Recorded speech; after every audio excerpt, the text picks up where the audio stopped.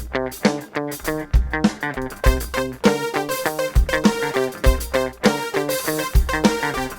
up, everybody? This is your boy Cool Ty. I'm joined here with my man Steve. Once again, you are back in the hit list. Today, we're going to be bringing you the top 5 DC teen books. We hope you guys have been enjoying the show thus far. We have a lot more great shows coming for you. Remember to like, subscribe, and share the link at the bottom. Also, if you have any show ideas, make sure you drop those show ideas in the comments below. Again, we know that it is still our COVID-19 lockdown, so we're asking everybody to please stay safe. And if you do have to go out, please make sure you wash your hands thoroughly, wear your mask, wear your gloves, and let's keep all our loved ones safe. And also remember, science rules everything around us. Remember that. Anyway, we're going to get right into our show today, folks.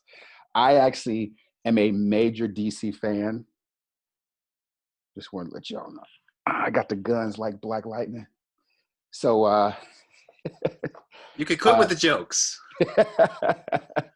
So I love Justice League. So I'm going to actually start off with not a Justice League book. I mean, I'm going to start off with a Justice League book, but I'm going to start off with a villains book that actually Steve turned me on to.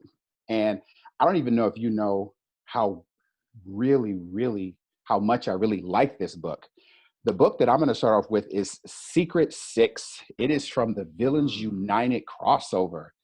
I absolutely had a fun time with this book. I had a fun time with this book because this was villains beating the crap out of villains. And one of the groups of villains ended up being the better group of villains, even though they got their butts beat the crap out of. So this is pretty cool. So this was Lex Luthor creating a brand new secret society. And then within that group, there were lesser members. I think he put together 100 plus criminals, right? There was a small group within that group who wanted a little bit different role in how they do things. And that's how we end up with the Secret Six. This was by Gail Simone and Dale Eaglesham, who I want to admit, Gail Simone is a great writer. I know Steve has his celebrity crush. He always dreams about her. Dale Eaglesham, an amazing artist. One of my friends bought a splash page from Dale Eaglesham. I can't remember. It was a JSA page, right? Yeah, that would be me. That would be you. I would be that friend. Yeah. Good. He bought a great, amazing JSA double page splash from this run, from Dale Eaglesham's run at JSA, which was it's a banging piece of artwork. And maybe we'll talk about the artwork later. But anyway, back to Secret Six Villains United. This was a villains versus villains smackdown of great proportion. If you have not read it, if you haven't read anything from Villains United, this is one of those ones that you really want to sink your teeth into. You can truly find a really good reason to love the villains in this particular story. Catman is one of those characters that I actually came to really enjoy with the whole Villains United storyline. This whole ragtag team of we're villains, but we want to be kind of the best villains, a little cut above the rest. And so they go after the big guns. And in return, they have some amazing beatdown brawls. Gail Simone crafted a really good story. And I'll be honest with you. I knew nothing about this group. I knew nothing about a few of these characters. I had known Deadshot, Cheshire Cat. So this was, for me, kind of a really nice dive into something that I wasn't quite familiar with. Catman has a long DC history, but they made him look absolutely brutal in this series. So I'm going to start things off with Secret Six, Gail Simone in the Villains United, and it was a thrill ride through and through. I think Deadshot was probably the most popular going into that series, right? Definitely the most well-known Batman villain, master assassin. Yeah. And the team itself, the way it was put together and sort of everything that happened throughout the entire series, it had, with Deadshot too, a very Suicide Squad-esque feeling to it. esque, but it wasn't quite there. You're right. Right, right. They definitely kept it separated. They kept it separated, and also they Gail Simone's great with one of the things that she does really well is injects humor Yeah. to the characterization and dialogue. And there was a lot of that here, a lot of dark humor, because you're talking about a group of bad guys that's you know going on adventures, really. But yeah, that's a great series, man. That's a good pick. I am actually surprised that I didn't even think that when Ragman showed up in the Flash, did that issue become a key issue or a minor key? I got to go back and do some research on that. You're always thinking about the key issues, man. I am, and I think it's one of those. I think it's one of those things where it's like, if you can get it, it's a good thing. You hold on to it. It's a nice piece of your collection. But That's the connoisseur in you. yeah, absolutely. All right, what about you, man? I'm going to go a little off the beaten path, just like you, to kick things off too, with my boys, the Losers. Oh yeah. And this was a Vertigo title. So DC's banner, it's a little bit not as much superhero-y, a little more dark, more R-rated, mature. And the Losers was this military, espionage, black ops, A-team type set of characters, and it's like a movie. I mean, they made it a movie. That's how popular this series was. It was not a lengthy run. I think under 30 issues, but I mean, I thought it made perfect sense to make it a movie. You've got again this group of ex-military, ex-special forces guys. They're the best of the best. They get sideswiped by their leader, their handler, and so I specifically picked the story Trifecta. It's the third book, third collected edition. It basically tells their origin story, and Andy Diggle knows how to write. He knows how to write he definitely knows how to write good military. That's absolutely positively right. I would agree with you 100% on that. Yeah, and then you've got Jock on art. I mean, I don't know why he doesn't. I don't know. What his schedule is, but I would love to see him do more stuff. I know he does frequently collaborate with Andy Diggle, so I'm sure they've got a flow going. But they were on point here. His art's it's got this sort of kinetic movement feel. It's especially great when you're doing action scenes. There's a lot of action in the Losers. There's a lot of gunfights, hand-to-hand combat stuff. There's just a good blend of the story moving forward with what happened with this team. They're trying to find out why they got double crossed, and then mixed with action. Throw in sort of that Jack Ryan type political espionage. You've got everything there. So definitely feels like it's grounded in reality, not as much of a comic book. Could really be a novel. So yeah, I can't say enough. It's a short run. You could read everything in a few days, and you'd be thoroughly satisfied. So yeah, so Losers Trifecta is my first pick. You got Nick Dragata, you got Jock, Nick Dragata, and Ali Garza all doing art on that book. That's new for me. Wow, very cool.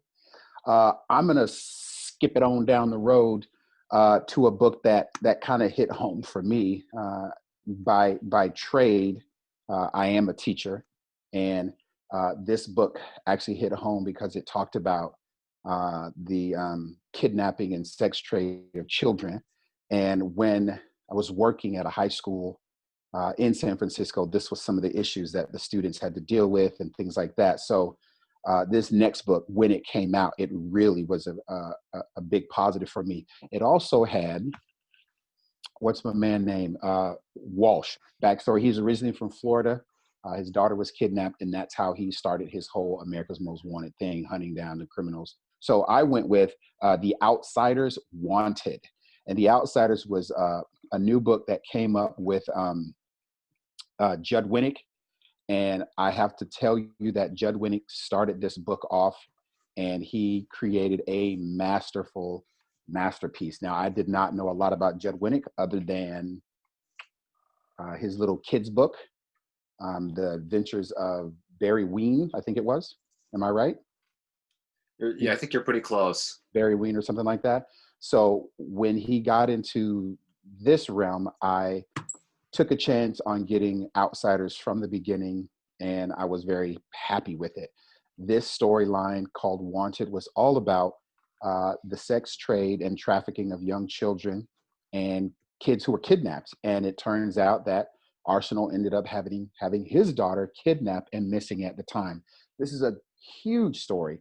There was espionage, which, I mean, excuse me, not espionage, but there was a mole within the Outsiders. There was Deathlock, sorry, oh my goodness, can't think of Deathstroke, goodness, losing my tongue here. Deathstroke, he was masquerading as Batman in one of the issues. So this was a really good story. I think it was a really good story because it was more of a real life personal story. So bringing real life into comics and actually telling the real life story of what actually does happen to these kids when they go missing. And of course, one of the characters ended up being molested. One of the Outsiders ended up being molested, and it ended up being her molester. So there was a whole unraveling of back history and personal tragedy that played out through this story as well. Carlos Deonde did the art. I really like his art. He has a really gritty style. He's done some things through Image quite a bit. So I thought this was a really good book. I think the John Walsh piece really brought it home, and it took it from the DC comic book to a regular story. I felt it read like a regular story. It read like this is exactly what people go through when they have loved ones missing or they're not sure what to do. And I think it made it even more when, Arsenal's own daughter ended up being kidnapped. So this was a story that I think, drenched in reality, dealt with real life issues, was a really good story. That was really serious. Yeah, has to be sometimes. Yeah. Arsenal is like a regular dude too, so I think it fits perfectly. And he has this daughter that, it sort of makes sense if you fit sort of which characters that scenario might happen. So that's that's one I think I got to pick up. I might have to do my hot list early because having a daughter myself now, it'll resonate more. Yeah. My next pick for the hit list, going to take a little turn back into something a little bit more superhero-y. Ooh. And I would not be surprised if this is on your list too. We shall see. We shall see. That's right. JLA, Grant Morrison's JLA, the Grant Morrison. Have I had him on my list yet? Any of my lists? I'm not sure. I don't think so. Yeah, I don't. That's a shocker. So. But I have been saving JLA for a list, particularly his run. I mean, his run was pretty epic when it came out, and it's been a while now. I think it started in 1994. This was I think you might be right. Yeah, this was somewhere in the middle there, of his run with the always great Howard Porter, and it really has to do with the overarching story of the Philosopher's Stone, which you see Lex Luthor holding in the picture.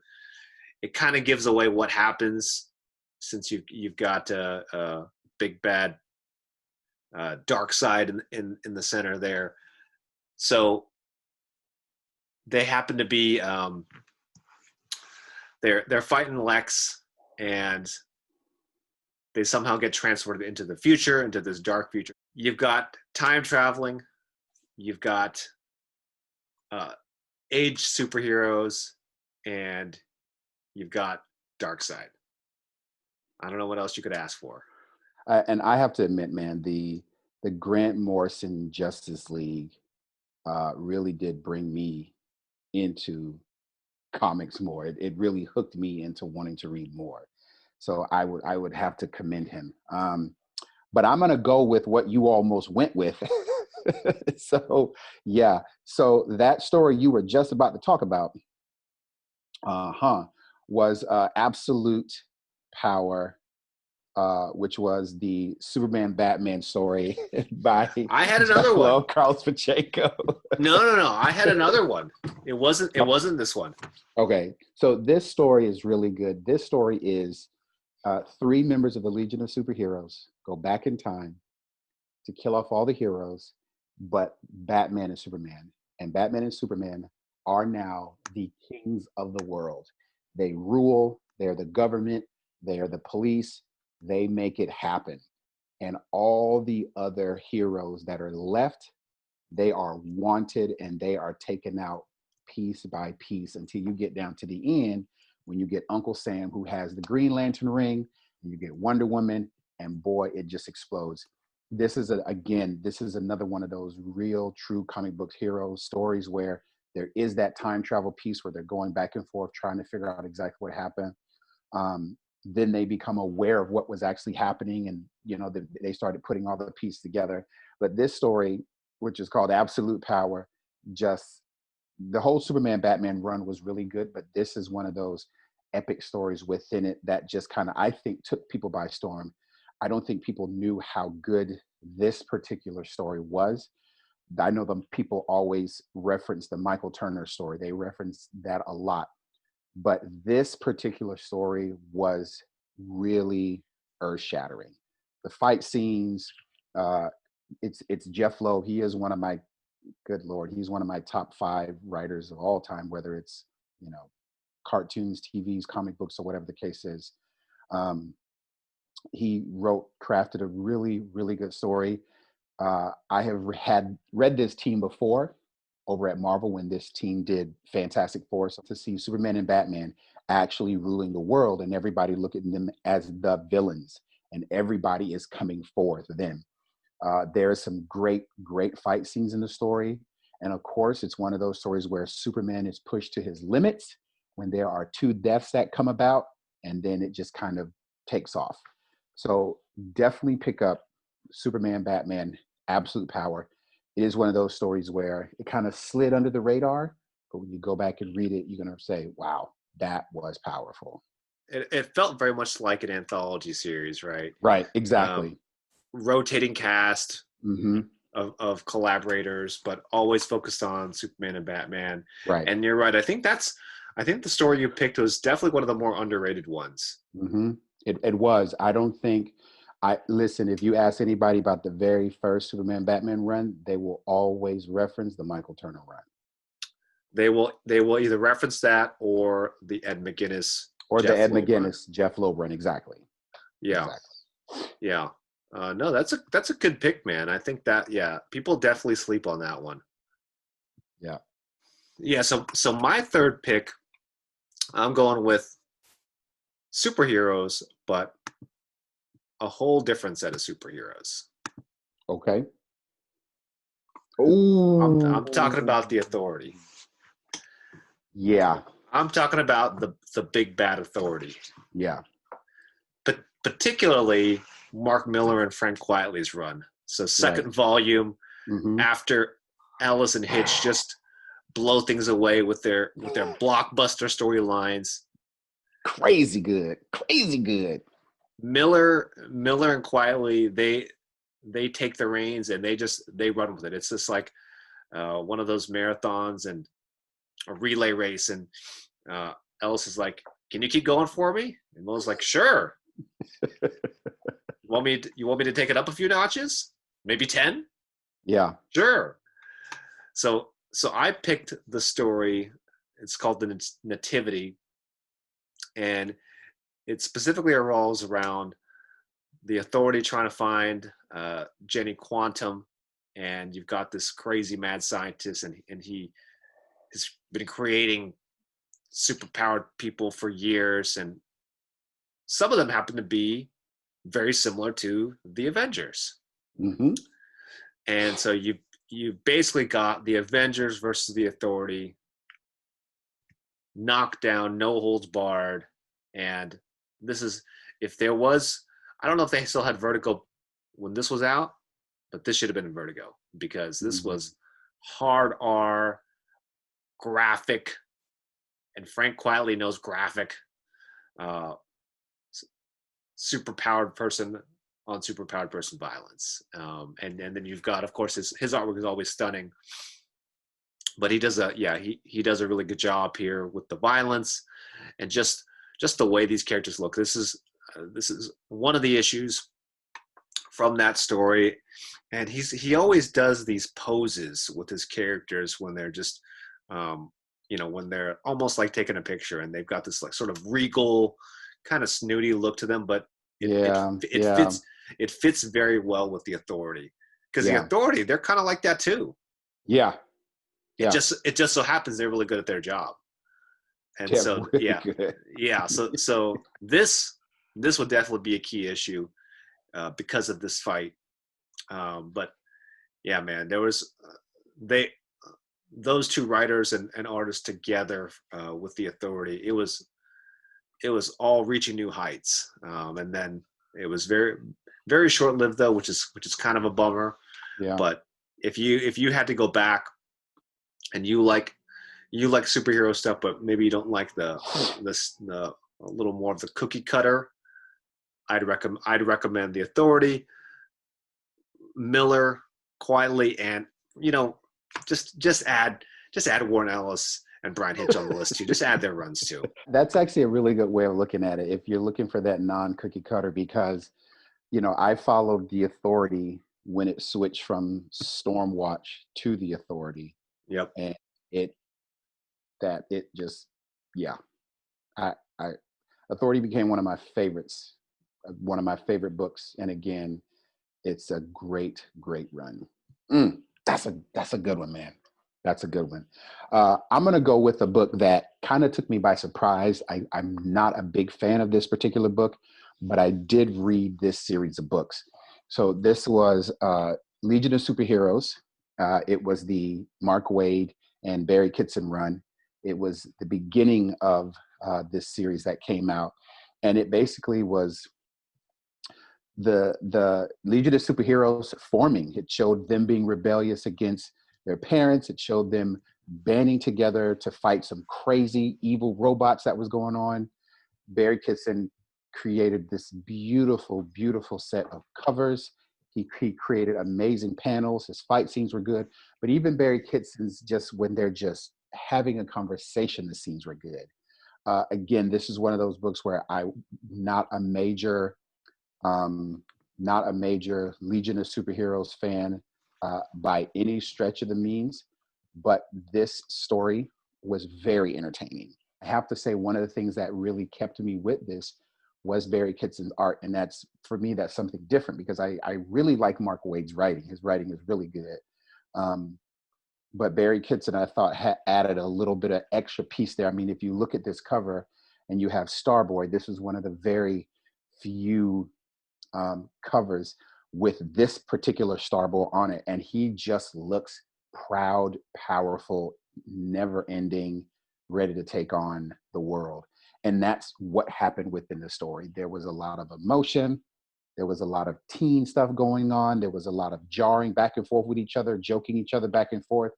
And it just ended up being a really good Legion of Superheroes story. Again, I'm not a major fan of Legion of Superheroes.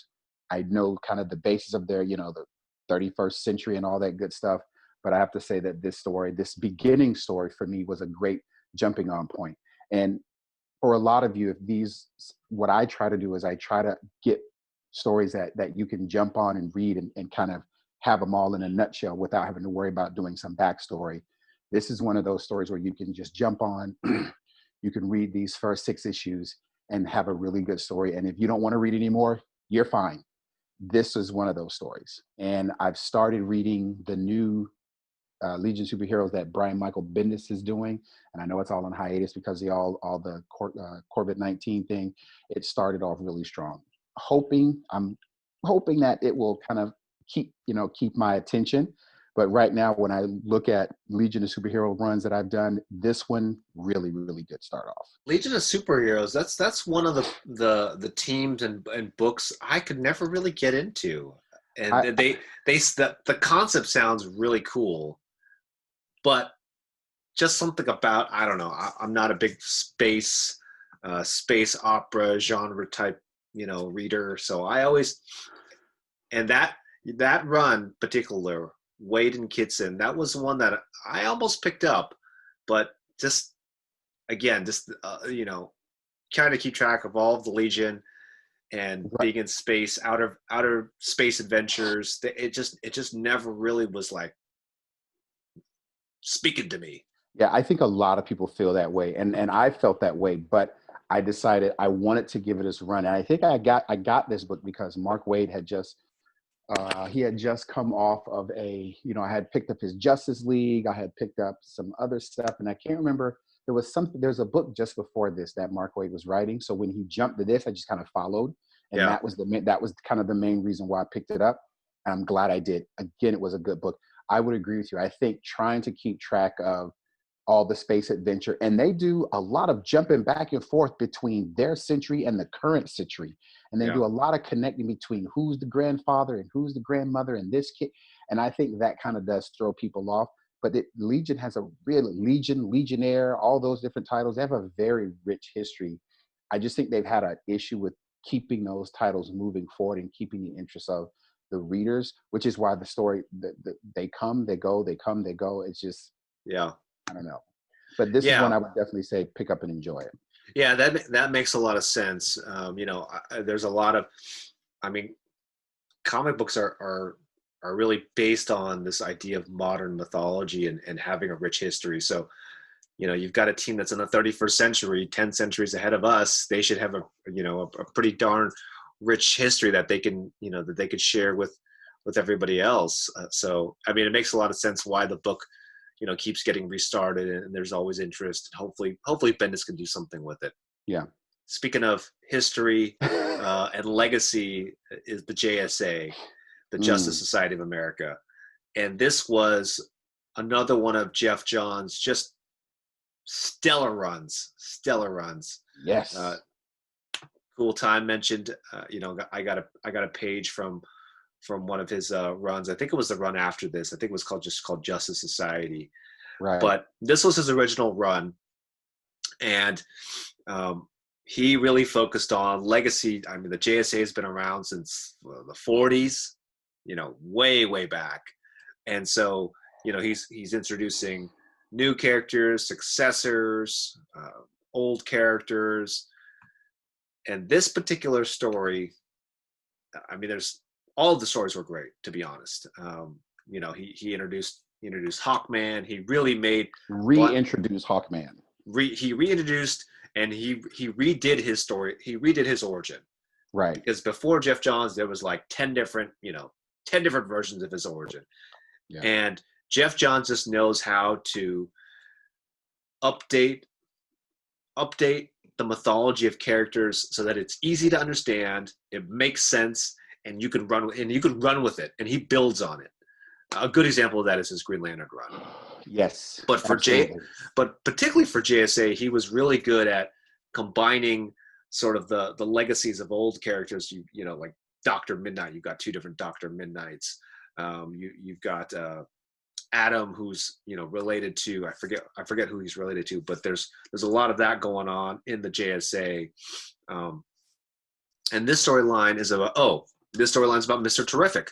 There are two Mr. Terrifics, and in this storyline, they're focusing on the modern day Mr. Terrific, the one that's, I mean, his name should really be Mr. Super Awesome, Right. because he's got 10 different PhDs, multiple black belts in martial arts, physicist. He could do it all. And in this story, the main villain here, you could see her in the top in the chair, Roulette. they're playing sort of this deadly game of chess, and who better to play that game with than the I think he's the 10th smartest man, Sixth. sixth Michael smart. Holt is the sixth smartest man in the Got it. DCG. I will remember that now. Sixth smartest man in the DC. It's a very short story. It's like 3 issues, but yeah, the entire run is great. But going back to Ty's point, you could pick and choose issues and stories from Jeff Johns' run, and it could be a great jumping on point to get everything together and all of sort of the cool stories that Jeff Johns is trying to share with everybody. I would recommend getting the whole run. But if you wanted to pick up just random issues here and there, he doesn't do that. I got it. He doesn't do the 6 issues story and then another 7 issues. It's like this story is a perfect example of that. It's 3 issues, done. For me, that was one of the series where what's my guy's name? Steven Sadowski and Keith Champagne did pencil and ink, and their pencil and ink was I thought it was really powerful. And that's my bad. They were the team on the story. Yeah, very strong. And that was something that turned me on to that art team. I don't know how much more they'd done together. I think they might have done a few other things together. But that JSA run was pretty good. So I'm going to bring it back to my favorite team.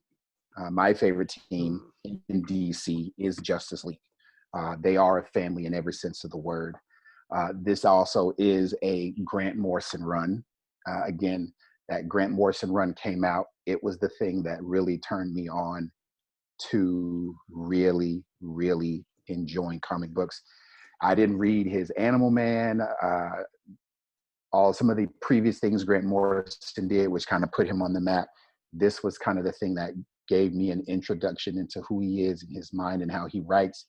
So Justice League World War III, for me, it was just mind-shattering. He crafted this story and made everything all about humans, not even the metas, humans. Because in this story, they ended up giving the entire human race meta-human powers, which helped them fight the main guy, Magog, I think it was, Megadog, or whatever, Megadon, I think is what his name is. They ended up giving the whole human race, and there's a panel in this story that Howard Porter and John Dell crafted where it shows like all of the humans on the planet on the street level with their powers, and they're all aiding the Justice League. So it was just a very, very powerful story. And I think at the same time as well, with this story going on, there's also another small battle going on with the team as well. They created, within that Grant Morrison run, he created a bigger Justice League, brought more people in, Steel, Black Lightning. Black Lightning played a really good part in this, where he was using all his powers, almost drained himself. So the World War III storyline by Grant Morrison was a powerful run because it had a human side to it. It had the Justice League could not do this by themselves. They actually had to get help from the people who are not metas by donning these regular people with metahuman powers to assist them in their fight.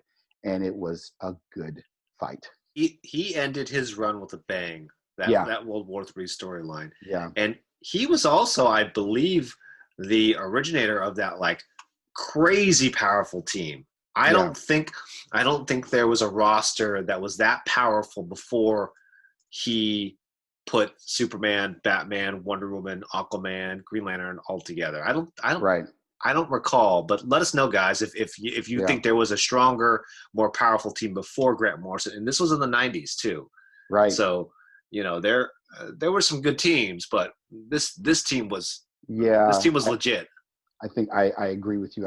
I did read some of the Justice League stuff that came before this. That first Justice League run, JSA, this was a powerhouse. I mean, there was always a Justice League without a Superman. Then there was a Justice League that didn't have a Batman. And then there was this. So there was always these different incarnations of Justice League, but I think this was just a massive powerhouse team. Right, right, and this is the, I think the also he originated the concept of the uh, godlike Batman with his he can deal with anything, he could prepare Right. for anything because he's thought of everything, and even if Yeah. he hasn't thought of everything now, if he has enough time, he'll think about a way to beat Right. you. If he's in that position, he's going to beat you. And Right, Grant, right. and another story that should come up a little bit later. Oh my! I mean, we'll stop right there. Yeah, we should stop because I was thinking the same thing. The fact that we both didn't pick that story kind of surprises me. Right. Because that's Right. what I thought you were going to pick if you weren't going to pick Rock of Ages. But Yeah. World War Three is a great pick too. That yeah, like a, yeah that that's his grand finale to this run. Yeah. And it was a big movie production piece of Right, writing. It was. right, right. No, that is a great pick. And my last pick for the hit list for this show is going to be another Jeff Johns, what I would consider a classic. Agreed. Teen Titans, specifically the Teen Titans of Tomorrow storyline, where the Teen Titans are thrust into the future and they basically are seeing older versions, adult versions of themselves. So kind of reminds me of Back to the Future a little bit. Yeah. Except you're seeing a future version of yourself and you may not like what you see. Oh And yeah. that's exactly what the storyline is about. I think the biggest revelation here, or at least conceptually, because at the time I don't think they really did that, was the Batman here is not Bruce Wayne. Right. The Batman here is Tim Drake. Don't tell him. No, I was going to late. say, don't tell him. Right. Look at that cover and look at what's different about it, and that should kind of entice you to go pick this run up. Yes, yes, but that I don't know if you would call it a trope, but that has happened many times since the story's been out. This is different Batman, a future Batman, somebody takes his place. It's everybody does it differently, and it's always cool to see. I mean, everybody likes Batman, always wants to see sort of a new, different version, but has similarities to the old one. And this Jeff Johns, he does that great here. And so the Titans of Tomorrow are not as sort of superhero-y and good as you'd expect them to be, or how they expected themselves to turn out as the younger versions. So yeah, one of the best stories in this run. Yeah, I would agree, and that was a good one.